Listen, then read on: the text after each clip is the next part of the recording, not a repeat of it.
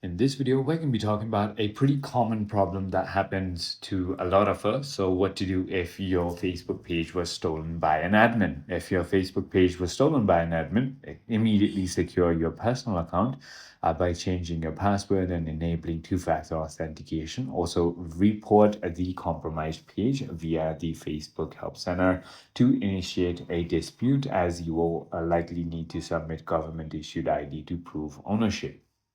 So immediately change your password. Once you've done that, just head into facebook.com/hacked. So on a browser, simply head into facebook.com/hacked, just like that.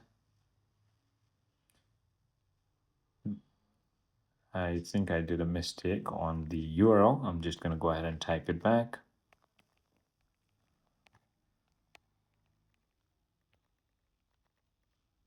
And now you're going to be taken to this page. Click on next, and then you're going to be taken to this page where it will ask you a lot of questions. If you simply go ahead and follow all the prompts, you will be able to submit an admin dispute, and then Facebook will look into it. I hope this video clarifies everything for you. If you have further more queries, feel free to comment down below, and I'll see you